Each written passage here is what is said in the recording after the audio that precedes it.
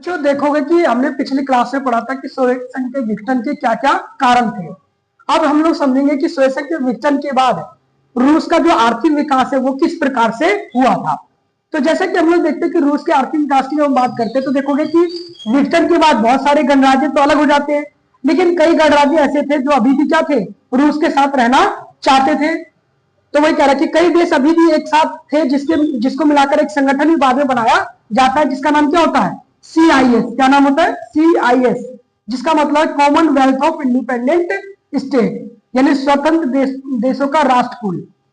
इसी के बाद ये लोग अपने विकास को आगे बढ़ाने के लिए एक मॉडल अपनाते हैं जिसका नाम था शॉक थेरेपी। क्या नाम था, शॉक थेरेपी, जिसका शाब्दिक अर्थ होता है घात पहुंचाकर उपचार करना, यानी किसी को चोट पहुंचा करके उसका इलाज करना।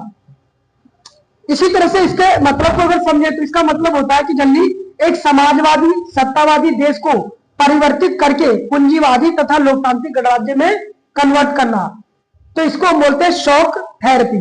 और ये मॉडल देखोगे कि जल्दी विश्व बैंक और अंतरराष्ट्रीय मुद्रा कोष के द्वारा तैयार किया गया था।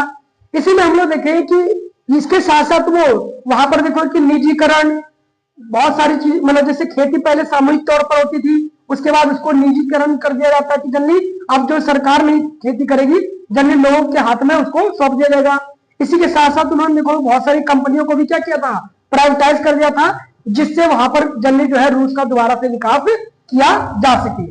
और अगली क्लास में हम लोग पढ़ेंगे कि सोवियत संघ के विघटन के बाद देखो कि जल्दी शॉक थेरेपी को अपनाई, तो शॉक थेरेपी के क्या क्या परिणाम है उसको हम अगली क्लास में डिस्कस करेंगे।